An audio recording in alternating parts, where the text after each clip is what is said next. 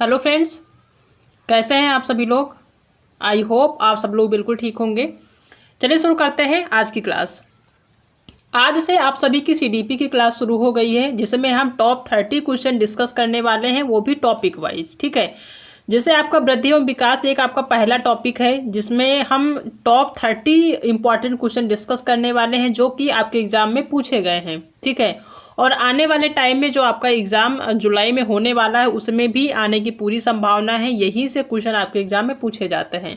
तो क्लास आपकी इम्पॉर्टेंट है, शुरू से लास्ट तक देखिएगा, और जितनी भी क्लासेस होती हैं सीडीपी की उन सभी को देखिएगा, ताकि आपके एग्ज़ाम में जो भी क्वेश्चन पूछे जाते हैं आप उनको सॉल्व कर पाएँ आप आसानी से। ठीक है, तो टॉपिक वाइज सारी क्लासेस होंगी। आज जो क्लास है वो फर्स्ट क्लास है, वृद्धि और विकास आज का टॉपिक है, जिसके इन जो इम्पॉर्टेंट 30 जो है क्वेश्चन है वो हम यहाँ पे डिस्कस करने वाले हैं। और ये 30 जो क्वेश्चन होंगे ये आपके एक ही टॉपिक यानी कि वृद्धि एवं विकास से ही रिलेटेड है। ठीक है, तो एक टॉपिक से अगर आप 30 क्वेश्चन डिस्कस करते हैं, 30 क्वेश्चन देखते हैं, तो काफ़ी ज़्यादा इंपॉर्टेंट रहेगा आपके एग्जाम के लिए, क्योंकि एक टॉपिक से अगर आप 30 क्वेश्चन कंफर्म कर लेते हैं, क्लियर कर लेते हैं, तो इसी 30 में से आपके जो है 1 से 2 नंबर आपके देखने को मिल जाएंगे, या 1 से 2 क्वेश्चन जो है आपके एग्जाम में देखने को मिल जाएंगे। ठीक है, तो देखते हैं आज की क्लास का पहला क्वेश्चन क्या दिया हुआ है।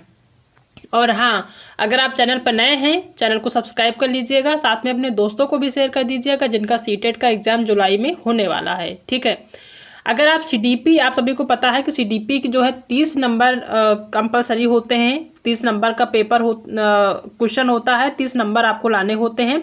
और अगर आपकी सीडीपी अच्छी हो गई तो ये जो है जो अन्य सब्जेक्ट है जिसमें आपका पेडागोजी पूछा जाता है वो भी आपका उसमें भी अच्छे नंबर आ जाएंगे। ठीक है, तो सबसे इंपॉर्टेंट आपका सीडीपी है, सीडीपी को बहुत ही ध्यान से पढ़ना है, ताकि सीडीपी के आपके 30 में जो है कम से कम 30 में जो है 30 लाने की पूरा जो है कोशिश करिए। 30 में 30 नहीं लाएंगे तो 28-29 तो आ ही जाएगा। ठीक है, लेकिन आप टारगेट 30 में 30 लाने का करिए, तभी 30 में 30 आ पाएंगे, अदरवाइज नहीं आ पाएंगे। ठीक है, तो 30 में 30 लाने के लिए आपको सबसे पहले यही एक काम करना होगा कि टॉपिक वाइज जो भी क्वेश्चन हम करा रहे हैं, इससे पहले हमने टॉपिक वाइज थ्योरी कराई है। अगर आपने नहीं देखी है तो आप हमारे चैनल पर जाके देख सकते हैं।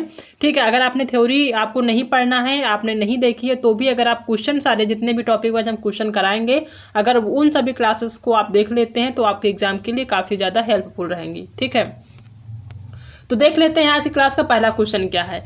पहला क्वेश्चन दिया है कि निम्न में से क्या शारीरिक विकास में शामिल नहीं है। जो एक बच्चे का शारीरिक विकास होता है उसमें कौन कौन सी चीज़ें शामिल होती हैं, कौन सी चीज़ें शामिल नहीं होती हैं, जो हर बच्चे के विकास में जो है इंपॉर्टेंट रोल अदा करती हैं। ठीक है, किसी भी बच्चे का विकास होता है, शारीरिक विकास हो, मानसिक विकास हो, सामूहिकात्मक विकास हो, जो भी विकास हो, उसमें बहुत सारी चीज़ें होती हैं जो शामिल होती हैं, बहुत सारी चीज़ें शामिल नहीं होती हैं। तो यहाँ पे शारीरिक विकास के बारे में बताना है कि जो बच्चे का शारीरिक विकास होता है उसमें क्या शामिल नहीं है, यानी कि हमें निगेटिव बताना है। आप जब भी सीटेट का एग्ज़ाम दे रहे हों या कोई अन्य एग्ज़ाम दे रहे हों तो क्वेश्चन को बहुत ही आराम से, बहुत ही ध्यान से पढ़ना है, ताकि चीज़ें क्लियर हो कि इस पर निगेटिव पूछ रहा है या पॉजिटिव पूछ रहा है। कई बार लोग निगेटिव को ध्यान नहीं देते हैं और वहाँ पे जो आंसर है वो गलत करके चले आते हैं। ठीक है, तो क्वेश्चन को बहुत ही ध्यान से पढ़ना है, और इसमें क्या कह रहा है इस चीज़ को बहुत ही ध्यान से पढ़ना, क्योंकि सीडीपी एक ऐसा सब्जेक्ट है, इसको आप रटेंगे तो चीज़ें क्लियर नहीं होंगी, आप समझेंगे तभी चीज़ें क्लियर होती जाएंगी, तभी आप अच्छे जो है नंबर ला पाएंगे अपने एग्जाम में। ठीक है, तो उसके लिए आप सबसे पहले आपको यही एक जो है करना होगा कि आप जो क्वेश्चन पढ़ रहे हैं उसको बहुत ही ध्यान से पढ़ना है कि क्वेश्चन कह क्या रहा है। अगर आप क्वेश्चन ध्यान से पढ़ लेते हैं, बहुत अच्छे से पढ़ लेते हैं, तो आपका आंसर बहुत ही आसानी से निकल आएगा, क्योंकि आपके क्वेश्चन में ही आपका आंसर दिया हुआ होता है। बस आपको ध्यान से पढ़ने की ज़रूरत होती है, थोड़ा सा समझने की ज़रूरत होती है। ठीक है, तो शारीरिक विकास की बात हो रही है, एक बच्चे के शारीरिक विकास की बात हो रही है, तो उसमें क्या शामिल नहीं है ये हमें बताना है। ठीक है, पहला ऑप्शन है कि शारीरिक आकार व अनुपात में बदलाव। तो ये तो जाहिर सी बात है, आप सभी देखते ही होंगे, एक बच्चा होता है, जब शिशु होता है तो छोटा होता है, बाल्यावस्था में पहुंचता है तो बड़ा होता है, किशोरावस्था में उसकी फिर और लंबाई बढ़ जाती, कई सारे चेंजिंग देखने को मिलती है। तो एक व्यक्ति के या एक बच्चे के विकास के लिए शारीरिक आकार भी चेंज होता है, उसके अनुपात में भी बदलाव होता है, यानी वो मोटा भी होता है, पतला भी रहता है, कभी पतला है कभी मोटा हो जाएगा, कभी मोटा है कभी पतला हो जाएगा, आज छोटा है तो कल बड़ा हो जाएगा, तो ये परिवर्तन देखने को मिलते हैं। ठीक है, तो ये तो सही है, क्योंकि हमें सही नहीं बताना, हमें निगेटिव बताना है। शारीरिक प्रणाली का कार्य, जो भी उसके कार्य करने के जो तरीके हैं वो भी चेंज होते रहते हैं। ठीक है, प्रतिबौद्धिक व गतिक कौशल, जो उसके कौशल हैं, आज वो जो है लिखना सीख रहा है, कल पढ़ना सीखेगा, फिर बोलना सीखेगा। ठीक है, तो कई सारी जो स्किल हैं उसमें भी चेंजिंग होती रहती हैं, तो ये भी है। लेकिन इसमें लिखा संवेगात्मक संप्रेषण में बदलाव। संवेगात्मक यानी जो इमोशंस होते हैं बच्चों में, वो जो है उसमें चेंजिंग नहीं होती है। ठीक है, अब बच्चे को भूख लग रही है तो वो चेंजिंग नहीं कर सकता किसी भी प्रकार से कि जब उसको भूख ना लगे। ठीक है, तो जो उसके संवेग हैं, जो भी उसके इमोशंस है, वो उसमें चेंजिंग नहीं होती है। ठीक है, तो इसका क्योंकि बच्चा है तो भी भूख लगेगा, बाल्यावस्था में जाएगा तो भी उसको भूख लगेगी, अगर वो किशोरावस्था में पहुंचता तो भी उसको भूख लगेगी। तो ये जो इमोशंस हैं वो उसमें चेंजिंग नहीं होती है। अगर उसको भूख लगती है, उसको नींद आ रही है, तो वो आती रहेगी। ठीक है, ये इमोशंस नहीं चेंज होंगे। ऐसा नहीं होता कि बचपन में उसको भूख लग रही है, जब वो किशोरावस्था में आ गया तो उसको भूख नहीं लगती है, तो ऐसा नहीं होता। इमोशंस में चेंज नहीं होते हैं। ठीक है, तो यहाँ पे इसका फोर्थ ऑप्शन सही हो जाएगा कि शारीरिक विकास में, किसी भी बच्चे के शारीरिक विकास में जो संवेगात्मक संप्रेषण उसमें कोई बदलाव नहीं होता है। ठीक है, तो फोर्थ ऑप्शन यहाँ पे सही हो जाएगा। नेक्स्ट क्वेश्चन है कि विकास का कौन सा सिद्धांत यह सुझाता है कि विकास सिर से शुरू होता है और फिर शरीर के बाकी हिस्सों में आगे बढ़ता है। ठीक है, बहुत ही इंपॉर्टेंट क्वेश्चन है, कई बार एग्जाम में पूछा गया है कि वो विकास यानी बच्चे के विकास का कौन सा सिद्धांत है जो कि यह बताता है कि जो बच्चे का विकास है वो सिर से शुरू होता है। ठीक है, मान लीजिए बच्चा है, ठीक है, तो ये हो गया उसका सिर, ठीक है, ये पैर हो गया, ये हाथ हो गया। ठीक है, तो एक ऐसा सिद्धांत है जो कि ये बताता है कि जो बच्चे का विकास वो सिर से शुरू होता है, यानी यहाँ से शुरू होता है, उसके बाद उसके बाकी हिस्सों में होता है, उसके हाथ डेवलप होते हैं, पैर होते हैं, पेट होता है, बाकी हिस्सों में आगे बढ़ता है। तो ये कौन सा सिद्धांत है? क्या ये समीप दुराभिमुख सिद्धांत है, शीर्षगामी सिद्धांत है, या फिर जो है व्यक्तिगत भिन्नताओं का सिद्धांत है, या फिर एक रूपता का सिद्धांत है? ठीक है, तो जैसा कि इसमें लिखा है कि शीर्ष से शुरू होता है, यानी सिर से शुरू होता है, तो इसका मतलब है कि शीर्षगामी सिद्धांत के अंतर्गत ये आता है। शीर्षगामी यानी शीर्ष से जो है शुरू करता है, शीर्ष का मतलब होता है सिर, गामी का मतलब चलता है। ठीक है, तो सिर से शुरू होता है, सिर से चलता है जो व्यक्ति का विकास, उसको क्या कहते हैं? शीर्षगामी सिद्धांत कहते हैं। ठीक है, किसी भी बच्चे का विकास अगर सिर से शुरू होकर बाकी हिस्सों में जाता है या पैर तक जाता है तो उसको क्या कहेंगे? शीर्षगामी सिद्धांत कहते हैं, जो कि आपकी ऑप्शन में ही दिया हुआ है। शीर्ष मतलब सिर हो गया, गामी मतलब कि चलता है। ठीक है, सिर से शुरू होता है, सिर से चलते हुए उसका विकास शुरू होता है। तो ये चीज़ें क्लियर हो गई होंगी।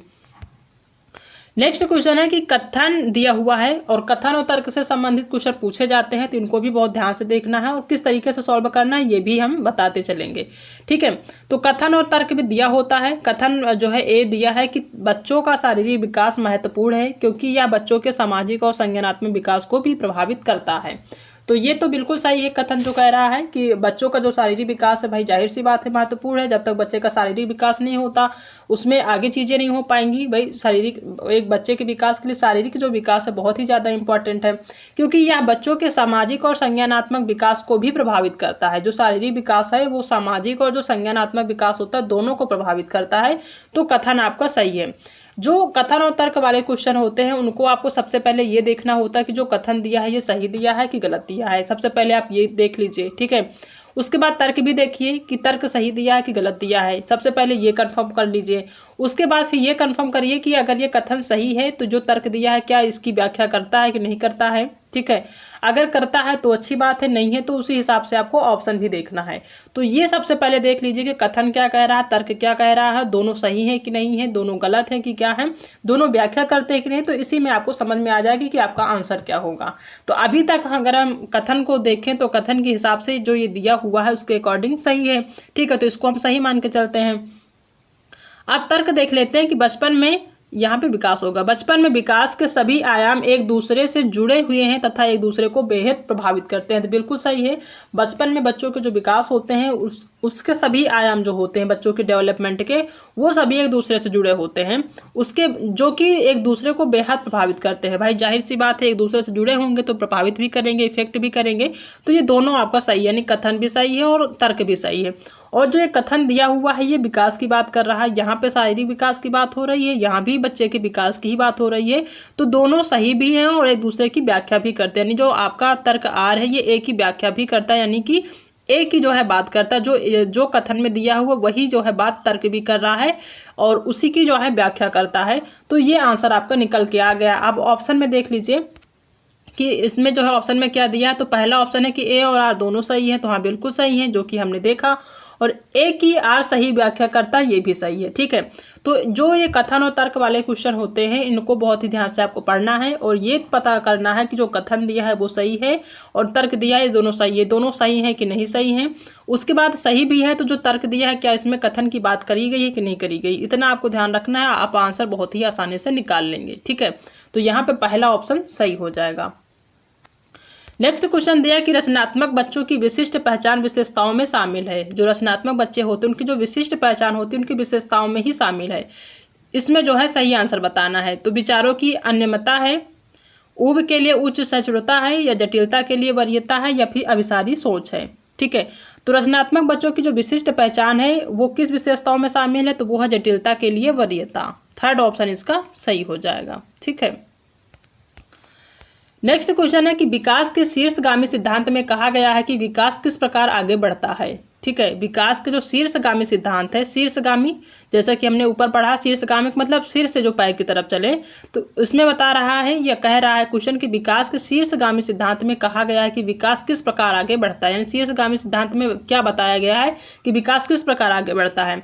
क्या सिर से पैर की ओर बढ़ता है, या पैरों से सिर की ओर बढ़ता है, या फिर केंद्र से बाहर की ओर, या फिर बाहर से केंद्र की ओर। तो बाहर से केंद्र की तो बात ही नहीं हुई, केंद्र से बाहर की नहीं बात हुई, पैर से सिर की नहीं होती, सिर का मतलब होता है सिर होता है। ठीक है, तो सिर से पैर की ओर जो विकास बढ़ता है वो शीर्षगामी सिद्धांत के अंतर्गत आता है। इससे पहले हम एक क्वेश्चन डिस्कस कर चुके हैं कि शीर्षगामी का मतलब सिर से पैर की ओर। आप इसको ट्रिक के माध्यम से समझ सकते हैं, शीर्ष का मतलब सिर, गामी का मतलब चलना। ठीक है, तो जो बच्चे का विकास होता है वो शीर्ष से चलकर जो है पैर की तरफ जाता है, तो सिर से पैर की ओर हो जाएगा शीर्षगामी सिद्धांत का मतलब, एक तरह से कह सकते हैं। ठीक है, तो पहला ऑप्शन सही हो जाएगा। नेक्स्ट क्वेश्चन है कि विकास का कौन सा पहलू समाज के कौशल, मूल्य व रवैया के जो रवैया होता है कि अधिकरण व अंतर्वैयक्तिक रिश्ते बनाने से संबंधित है। विकास का कौन सा पहलू समाज के कौशल, मूल्य व जो रवैया होता है उसके अधिग्रहण व अंतर्वैयक्तिक रिश्ते बनाने से संबंधित है। क्या वो संज्ञानात्मक विकास है, सामाजिक विकास है, संवेगात्मक विकास है, या फिर शारीरिक विकास है। तो जहाँ पे समाज के कौशल, मूल्य और जो भी अधिग्रहण व अंतर्वैयक्तिक रिश्तों की बात करी गई हो वो कहाँ पे बात होती है, वो हमारे समाज में ही होती है। ठीक है, जहाँ पे समाज के कौशल देखे जाएं, लोगों के जो मूल्य होते हैं उनको देखा जाए, अंतर्वैयक्तिक जो है रिश्ते देखने की बात करी जाए, वो कहाँ से संबंधित है, तो संज्ञानात्मक विकास से तो है नहीं है, शारीरिक विकास से भी नहीं है, संवेगात्मक से भी नहीं, बल्कि क्या हो जाएगा, सामाजिक विकास से हो जाएगा। ठीक है, तो सेकेंड ऑप्शन सही हो जाएगा। नेक्स्ट क्वेश्चन है कि बाल विकास का कौन सा क्षेत्र बच्चों के व्यक्तित्व के भावात्मक घटक से संबंधित है, जैसे कि व्यक्तियों, वस्तुओं, उसके आसपास के प्रति बच्चों की भावनाएं। ठीक है, बाल विकास का कौन सा क्षेत्र बच्चों के व्यक्तित्व के भावात्मक घटक से संबंधित है, जैसे कि व्यक्तियों, वस्तुओं व उसके आसपास के प्रति जो बच्चे की भावनाएं हैं, वो कौन सा क्षेत्र है। क्या वो शारीरिक क्षेत्र है, आध्यात्मिक क्षेत्र है, संवेगात्मक है, या फिर संज्ञानात्मक है। तो जिस क्षेत्र में बच्चों के जो बच्चे होते हैं उनके व्यक्तित्व के भावात्मक घटक से संबंधित हो, ठीक है, उनके भावों से संबंधित हो, उनके वस्तुओं और उनके आसपास की जो चीज़ें उनसे संबंधित हो, तो कहाँ किस पे आएगा, वो आएगा संवेगात्मक विकास के क्षेत्र। ठीक है, शारीरिक होगा नहीं, आध्यात्मिक भी नहीं होगा, बच्चों की जो भावनाएं होती हैं वो किस में होती हैं, संवेगात्मक, यानी जो इमोशंस होते हैं संवेगात्मक विकास में होते हैं, संवेगात्मक क्षेत्र में होते हैं। तो थर्ड ऑप्शन सही हो जाएगा। नेक्स्ट क्वेश्चन है कि शारीरिक विकास के संदर्भ में बच्चे डैश पहले हासिल करते हैं फिर डैश के कौशल सीखते हैं। यानी जो शारीरिक विकास होता है उसमें बच्चे सबसे पहले कौन सी स्किल सीखते हैं, ठीक है, उसके कौन सी चीज़ें पहले हासिल करते हैं उसके बाद सीखते हैं, ये बताना है। तो पहले क्या जो स्थूल गति कौशल होता है उसको सीखते हैं या हासिल करते हैं, उसके बाद सूक्ष्म मांसपेशियों के इस्तेमाल को सीखते हैं। यानी जो ये आपका जो है खाली स्थान इसको फिल करना है कि शारीरिक विकास के संदर्भ में बच्चे स्थूल गति कौशल पहले हासिल करते हैं फिर सूक्ष्म मांसपेशियों के इस्तेमाल के कौशल सीखते हैं। तो क्या ये ऑप्शन सही हो जाएगा, या फिर सूक्ष्म गति कौशल हासिल करते हैं फिर स्थूल मांसपेशियों के इस्तेमाल को सीखते हैं, तो ये तो गलत होगा। भाषा विश्लेषणात्मक तर्क ये भी गलत है, विश्लेषणात्मक तर्क और भाषा ये भी गलत है। क्यों गलत है, क्योंकि जो बच्चे होते हैं सबसे पहले स्थूल गति कौशल हासिल करते हैं, ठीक है, उसके बाद फिर जो है सूक्ष्म मांसपेशियों का इस्तेमाल करते हैं, ठीक है। तो इसका पहला ही ऑप्शन यहाँ पे सही हो जाएगा। नेक्स्ट क्वेश्चन है कि बाल विकास का अध्ययन क्यों महत्वपूर्ण है। जो CDP है, जो चाइल्ड डेवलपमेंट है या बाल विकास है, उसके अंतर्गत जो बाल विकास होता है, बच्चे का विकास होता है, उसका हम अध्ययन क्यों करते हैं, क्यों महत्वपूर्ण है अध्ययन करना, ठीक है, क्यों ये जो सब्जेक्ट दिया गया है, जो सीटेट का एग्ज़ाम होता है उसमें बाल विकास सब्जेक्ट ही क्यों दिया गया है, ठीक है। तो इसका यही मतलब है कि जो बाल विकास उसका अध्ययन क्यों आवश्यक है, हम क्यों अध्ययन करते हैं, या फिर जो पेपर होता है उसमें CDP ही क्यों दी जाती है। और भी सब्जेक्ट तो दिए जा सकते हैं, CDP स्किप कर दी जा सकती है, हटाई जा सकती है, क्यों आवश्यक है। बालकों के सर्वांगीण विकास के लिए आवश्यक है, या अच्छे नागरिकों के निर्माण के लिए आवश्यक है। यानी जो बाल विकास का अध्ययन है, क्या बालकों के सर्वांगीण विकास के लिए महत्वपूर्ण है, जरूरी है, या फिर अच्छे नागरिकों के निर्माण के लिए, या फिर बालकों के जो पालन पोषण के लिए बाल विकास का अध्ययन करना जरूरी है, या फिर बालक के व्यवहार के नियंत्रण के लिए। तो आप सभी को पता है कि जो बाल विकास का हम अध्ययन करते हैं, या बाल विकास के अंतर्गत जो चीज़ें हमें सिखाई जाती हैं, उसमें सिर्फ बालक के व्यवहार के नियंत्रण के लिए नहीं होती हैं, पालन पोषण के लिए भी नहीं होती हैं, और अच्छे नागरिक के निर्माण के लिए भी हम बाल विकास का अध्ययन नहीं करते, बल्कि बालकों के सर्वांगीण विकास के लिए हम बाल विकास का अध्ययन करते हैं। और ये जरूरी भी है। बाल विकास एक ऐसा सब्जेक्ट है जिसका अध्ययन करने के बाद बालक के अंदर जो भी चीज़ें होती हैं उसको हम समझ पाते हैं, उनके विकास से संबंधित सारी चीज़ें समझ पाते हैं। एक छोटे से बच्चे का विकास किस तरीके से करना चाहिए, उसकी देखभाल किस तरीके से करना चाहिए, उसको जो है किस तरीके से उसका व्यक्तित्व का विकास करना चाहिए, सामाजिक विकास किस तरीके से करना चाहिए, यानी टोटली सर्वांगीण विकास के लिए ही बाल विकास का अध्ययन किया जाता है, ताकि एक बच्चे का पूरी क्षेत्र में जो भी चीज़ें उसके लिए ज़रूरी हैं उन सभी एरियाज में उसका विकास हो सके। तो बालकों के सर्वांगीण विकास के लिए ही बाल विकास का अध्ययन महत्वपूर्ण है। पहला ही ऑप्शन यहाँ पे सही हो जाएगा। नेक्स्ट क्वेश्चन है कि बाल विकास के समकालीन सिद्धांत बच्चों के बारे में क्या समझ रखते हैं। बाल विकास के समकालीन सिद्धांत बच्चों के बारे में क्या समझ रखते हैं। बच्चे कोरी स्लेट हैं, जिन्हें वातावरण के अनुकूल पूरी तरह से ढाला जा सकता है। दूसरा है कि बच्चे सक्रिय उद्देश्यपूर्ण प्राणी हैं, जिनकी अपने खुद के विकास में महत्वपूर्ण भूमिका है। तीसरा ऑप्शन है कि बच्चों के विकास की व्यवस्थित योजना जन्मजात होती है, जिसे बदला नहीं जा सकता। और चौथा ऑप्शन है कि बच्चों की विकास की दिशा आनुवांशिक रूप से क्रमोद्देशित होती है, जिसे बदलने के लिए वो कुछ भी नहीं कर सकते। तो ये ऑप्शन तो आपका गलत हो जाएगा। ऐसा नहीं है कि बच्चों के विकास की जो दिशा होती है वो आनुवांशिक होती है, उसको हम बदल नहीं सकते, तो ये गलत है। इसका मतलब ये है कि जो जिनके पेरेंट्स पढ़े लिखे नहीं तो क्या उनके बच्चे भी अनपढ़ रह जाएंगे, पढ़ लिख नहीं पाएंगे, ये गलत है। ठीक है, जरूरी नहीं कि जिनके पेरेंट्स पढ़े लिखे नहीं, कम दिमाग के हैं तो उनके बच्चे भी कम दिमाग के होंगे, ये जरूरी नहीं है, तो ये गलत है। दूसरा कि बच्चों की विकास की व्यवस्थित योजना जन्मजात होती है, ये भी गलत है कि जो बच्चों का विकास है वो जन्मजात होती है, ये भी गलत है। किसी को ये नहीं पता होता कि बच्चा जो है बचपन में यही नहीं पता होता कि बच्चा छोटा होगा या फिर उसकी लंबाई ज़्यादा बढ़ेगी, ये नहीं पता होता, तो ये भी गलत होगा। दूसरा ऑप्शन है कि बच्चे सक्रिय उद्देश्य पूर्ण प्राणी होते हैं, जिनकी अपने खुद के विकास में महत्वपूर्ण भूमिका होती है। ये ऑप्शन आपका सही हो जाएगा कि जो बच्चे होते हैं वो सक्रिय उद्देश्य पूर्ण प्राणी होते हैं, जिनकी अपने खुद के विकास में उनकी अपनी जो है महत्वपूर्ण भूमिका होती है। अगर बच्चा जो है अपने खुद के विकास के लिए कुछ नहीं करेगा तो उसका विकास नहीं होगा आप कुछ भी कर लें उसके लिए, तो यही ऑप्शन सही हो जाएगा।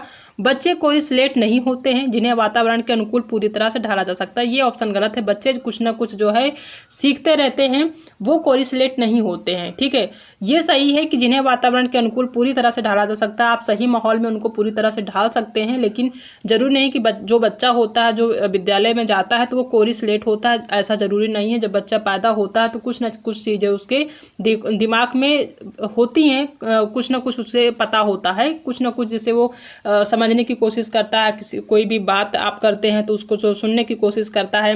विद्यालय जाता है तो जरूरी नहीं कि उसे कुछ भी नहीं पता होता, वो कोरी स्लेट होता है, कोरा कागज होता है, ऐसा नहीं है। ठीक है, तो यहाँ पे सेकेंड ऑप्शन आपका सही हो जाएगा।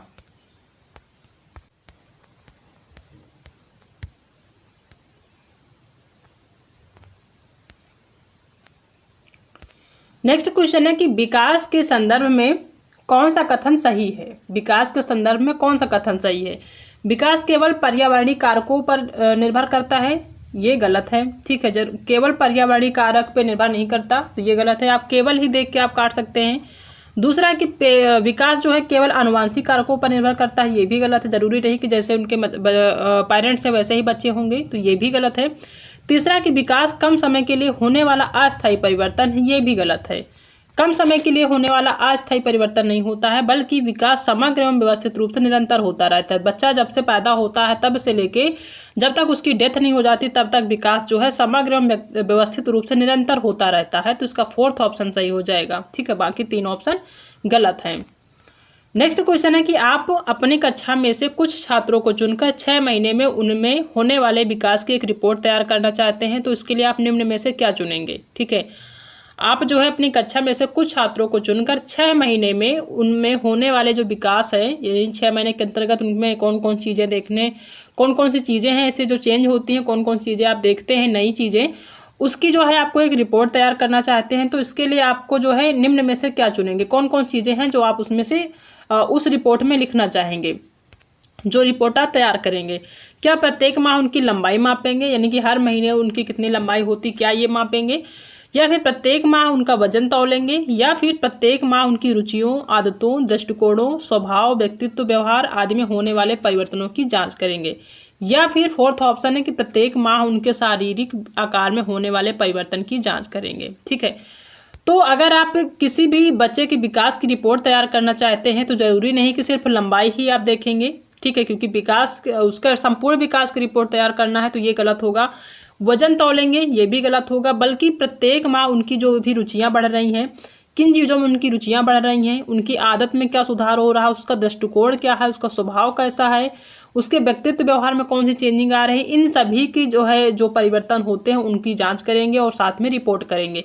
तो इसका 3rd ऑप्शन सही हो जाएगा, बाकी ऑप्शन आपकी गलत हैं। ठीक है, अगर किसी भी बच्चे के विकास की रिपोर्ट तैयार करनी है तो उसमें उसकी रुचियाँ भी देखनी है, उसकी जो आदतें चेंज हो रही हैं वो भी देखना है, दृष्टिकोण क्या है, उसका स्वभाव क्या है, व्यक्तित्व व्यवहार उसकी किस तरीके के हैं, इन सभी चीज़ों को उसको जांचना होगा, इन सभी पॉइंट्स को लिखना होगा, तब जो है एक अच्छा रिपोर्ट तैयार होगा एक बच्चे के विकास का। तो 3rd ऑप्शन यहाँ पे आपका सही है, बाकी ऑप्शन गलत है। नेक्स्ट क्वेश्चन है कि निम्न अवधि में से किस अवस्था में शारीरिक वृद्धि एवं विकास तीव्र गति से घटित होता है। कौन सी ऐसी अवस्था है जिसमें जो शारीरिक वृद्धि एवं विकास तीव्र गति से घटित होता है, यानी कौन सी ऐसी अवधि है या कौन सी ऐसी अवस्था जिसमें बच्चे का जो शारीरिक विकास और वृद्धि है उसमें तीव्र जो है गति से घटित होता है, तीव्र रूप से जो है चेंजिंग होती है। क्या वो शैशवावस्था एवं प्रारंभिक बाल्यावस्था है, या फिर प्रारंभिक बाल्यावस्था एवं मध्य बाल्यावस्था है, या फिर मध्य बाल्यावस्था एवं किशोरावस्था, या फिर किशोरावस्था एवं वयस्कता है। तो किसी भी बच्चे में जो है शारीरिक जो वृद्धि और विकास होता है उसमें तीव्र गति से जो चेंजिंग देखने को मिलती है वो होती है शैशवावस्था एवं प्रारंभिक बाल्यावस्था। शैशवावस्था से लेकर प्रारंभिक बाल्यावस्था तक का जो एक अवधि होता है, जो एक अवस्था होती है, एक टाइम जो होता है, उस टाइम पे बच्चे में जो है शारीरिक विकास और वृद्धि दोनों ही बहुत तीव्र गति से बढ़ती है। ठीक है, तो पहला ही ऑप्शन सही हो जाएगा। जैसा कि अगर आप अपने घर में परिवार में भी बच्चों को देखते होंगे तो जो है बचपन से लेके जो बाल्यावस्था का समय होता है बहुत ही जल्दी बढ़ जाते हैं बच्चे, उनमें कई सारी चेंजिंग देखने को मिलती है। तो इन दोनों में वृद्धि और विकास बहुत ही तेजी गति से बढ़ता है इन अवस्थाओं में, शैशवावस्था से लेकर प्रारंभिक बाल्यावस्था की जो अवधि होती है, जो अवस्था होता है, इसमें बच्चे की जो वृद्धि और विकास की जो गति होती बहुत ही तीव्र होती है। तो पहला ही ऑप्शन सही हो जाएगा। नेक्स्ट क्वेश्चन है कि वह कौन सी अवस्था जिसमें बच्चे परिवार से स्वायत्तता स्थापित करते हैं और अपने व्यक्तिगत मूल्य एवं लक्ष्यों को परिभाषित करते हुए अपनी खुद की एक पहचान का निर्माण करते हैं। वह कौन सी अवस्था जिसमें बच्चे परिवार से स्वायत्तता स्थापित करते हैं और अपने व्यक्तिगत मूल्यों एवं लक्ष्यों को परिभाषित करते हुए अपनी खुद की एक पहचान का निर्माण करते हैं। क्या वो प्रारंभिक बाल्यावस्था है? तो प्रारंभिक बाल्यावस्था में बच्चा अपने खुद के बारे में नहीं सोच पाता है। ठीक है, मध्य बाल्यावस्था भी नहीं है, उत्तर बाल्यावस्था भी नहीं है, बल्कि कौन सा है, ये है किशोरावस्था। किशोरावस्था में बच्चे परिवार से इंटरेक्ट रखते हैं और अपने बारे में सोचने लगते हैं। ठीक है, तो इसका 4th ऑप्शन सही हो जाएगा। नेक्स्ट है आपका क्वेश्चन जिसमें कथन और तर्क दिया हुआ। कथन है कि शारीरिक विकास के संदर्भ में बच्चों के विकास को समझने के लिए यह जरूरी है कि बजाय एक विशिष्ट उम्र को देखने के विकास की सीमा क्षेत्र को देखा जाए। ठीक है, ये कथन दिया हुआ है। कथन है कि शारीरिक विकास के संदर्भ में बच्चों के विकास को समझने के लिए यह जरूरी है कि बजाय एक विशिष्ट उम्र को देखने के विकास की सीमा क्षेत्र को देखा जाए। ठीक है, तो कथन आपका सही है कि जो शारीरिक विकास है उसके संदर्भ में बच्चों के विकास को समझने के लिए एक विशिष्ट उम्र को देखने के बजाय उसके सीमा क्षेत्र को देखा जाए। ठीक है, उसके विकास के सीमा क्षेत्र को देखा जाए, तो ये सही है। दूसरा कि बच्चों की वृद्धि और विकास में व्यक्तिगत भिन्नताएं होती हैं, तो ये भी सही है कि जो बच्चों की वृद्धि और विकास होती है उसमें हर व्यक्ति की अलग अलग भिन्नताएं होती हैं। ठीक है, घर में अगर 4 बच्चे हैं तो चारों बच्चों की जो व्यक्तिगत भिन्नताएं होती सभी की अलग अलग होती, जरूरी नहीं कि सबकी एक ही जैसी होंगी, तो ये भी सही है। और इसकी जो है यानी जो आपका तर्क है इसकी व्याख्या भी करता है, क्योंकि दोनों एक ही टॉपिक पे बात कर रहे हैं। ठीक है, तो ऑप्शन देख लेते हैं कौन सा सही है इसमें। पहला ए और दोनों सही है, हाँ बिल्कुल सही है। और जो है आर सही व्याख्या करता है ए की, तो ये ऑप्शन भी सही है, तो पहला ही ऑप्शन यहाँ पे सही हो जाएगा। नेक्स्ट क्वेश्चन है कि निम्न में से कौन सा विकास का सिद्धांत नहीं है। विकास का सिद्धांत कौन सा नहीं है। पहला है कि विकास एक क्रमानुसार होने वाली प्रक्रिया है। जी हाँ, विकास की कोई विशिष्ट दिशा नहीं होती, ये गलत है। विकास की भी एक दिशा होती है, एक दिशा के अनुसार ही वो चलता है, यही आपका सिद्धांत नहीं है, निगेटिव है, यही ऑप्शन आपका सही हो जाएगा। नेक्स्ट क्वेश्चन है कि बाल विकास की गति कैसी होती है। जो बाल विकास है उस जो बच्चे का विकास की गति कैसी होती है। एक समान, मानकीय और अव्यवस्थित होती है, बिल्कुल नहीं। एक समान बाल विकास की यानी किसी भी बच्चे की जो विकास शारीरिक विकास की गति होती है एक समान नहीं होती है। बाल विकास की गति में व्यक्तिगत भिन्नताएं होती हैं और यह अव्यवस्थित होती है। जी नहीं, व्यक्तिगत भिन्नताएं तो होती है लेकिन अव्यवस्थित नहीं होती, ये गलत है।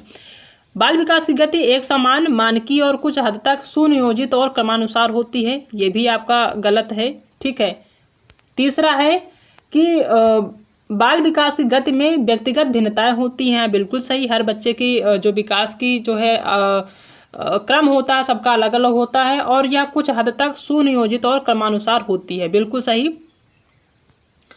इसमें जो है व्यक्तिगत भिन्नताएं होती हैं, एक समान नहीं होता, क्योंकि इसमें एक समान बात की गई थी, ये गलत है। जो बाल विकास की जो गति होती है, बाल विकास की गति में जो व्यक्तिगत भिन्नताएं होती हैं, हर बच्चे की जो बाल विकास की गति होती है वो अलग अलग होती है, और यह कुछ हद तक सुनियोजित और क्रमानुसार होता है, तो ये बिल्कुल सही है। फोर्थ ऑप्शन ही आपका सही ऑप्शन है। नेक्स्ट क्वेश्चन दिया है आपका अभिकथन और कारक के रूप में। अभिकथन है कि अधिगम और विकास एक दूसरे से जुड़े हुए हैं, बिल्कुल सही। अधिगम यानी कि जो सीखना होता है, जो लर्निंग होता है, और विकास एक दूसरे से जुड़े हुए हैं, ये आपका कथन है, यानी अभिकथन है, ये आपका सही है। दूसरा कारण दिया है आर की अधिगम विकास के लिए नई स्थितियां सृजित करता है, ये भी सही है। जो अधिगम है यानी जो आपका लर्निंग है, सीखना है, वो विकास के लिए नई स्थितियों को सृजित करता है, तो आपका कारण आर भी सही है। तो कहने का मतलब अभिकथन और कारण दोनों सही है, और यहाँ पे भी अधिगम और विकास की बात करी गई है, यहाँ भी अधिगम विकास की बात करी गई है, तो इसका मतलब दोनों एक दूसरे की व्याख्या भी करते हैं। ठीक है, इस चीज़ को ध्यान रखना है आप सॉल्व करते समय। तो यहाँ पे पहला ही सही हो जाएगा कि ए और आर दोनों सही हैं। आर जो है सही व्याख्या करता है ए की, तो पहला ही ऑप्शन क्या हो जाएगा, सही हो जाएगा। नेक्स्ट क्वेश्चन दिया है कि विकास की कौन सी अवस्था की प्रमुखता है। अमूर्त सोच व अपनी खुद की पहचान खोजने की चाह में होती है। विकास की कौन सी अवस्था की प्रमुखता है। ठीक है, क्या वो शैशवावस्था है, प्रारंभिक बाल्यावस्था है, माध्यमिक बाल्यावस्था या फिर किशोरावस्था। तो ये किशोरावस्था है। ठीक है, ये आपका क्वेश्चन रिपीट हो गया है, फोर्थ ऑप्शन इसका सही हो जाएगा। ठीक है, तो टोटल 20 क्वेश्चन है जो कि हमने आज की क्लास में डिस्कस किए हैं, और ये काफ़ी ज़्यादा इंपॉर्टेंट है वृद्धि और विकास टॉपिक के लिए। ठीक है, जो वृद्धि और विकास है ये काफ़ी इंपॉर्टेंट टॉपिक है, और यहाँ से आपके हर सीटेट एग्जाम में क्वेश्चन 2 से 3 नंबर पूछे जाते हैं हमेशा एग्जाम में। ठीक है, तो ये जो है वृद्धि और विकास टॉपिक की पहली जो है क्लास है, इससे जो है कम से कम 2 से 3 ऐसे क्वेश्चन होंगे जो कि आपके एग्जाम में पूछे जाएंगे। ठीक है, तो चीज़ें वृद्धि एवं विकास से संबंधित चीज़ें क्लियर हो गई होंगी कि जो बच्चे का वृद्धि होता है और उसका जो विकास होता है किस तरीके से होता है, कौन कौन चीज़ें उसमें होती हैं, कौन चीज़ें नहीं होती हैं, लगभग चीज़ें यहाँ पे क्लियर हो गई होंगी इस टॉपिक में। ठीक है, तो आई होप कि आप सभी को आज की जो क्लास है वो पसंद आई होगी। अगर आज की क्लास पसंद आई है तो वीडियो को लाइक करिएगा, अपने दोस्तों में भी शेयर कर दीजिए जिनका सीटेट का एग्ज़ाम आने वाला है। ठीक है, आप सभी को पता है सीटेट का एग्ज़ाम जुलाई में होने वाला है, तो उनको शेयर भी कर दीजिएगा ताकि उनको जो है थोड़ी सी हेल्प मिल सके सीटेट एग्ज़ाम के लिए। ठीक है, और सीडीपी एक ऐसा सब्जेक्ट है जब तक आप सीडीपी को समझेंगे नहीं तब तक आप इसमें आंसर नहीं कर पाएंगे, तो इसको रटने के बजाय आप समझने की कोशिश करेंगे तो बहुत ही अच्छे नंबर आएंगे आपके सीडीपी में। ठीक है, तो आई होप आप सभी को चीज़ें पसंद आई होंगी, चीज़ें समझ में आई होंगी। तो आज के लिए इतना ही, बाकी मिलते हैं नेक्स्ट क्लास में एक नए टॉपिक के साथ। तब तक अपना ध्यान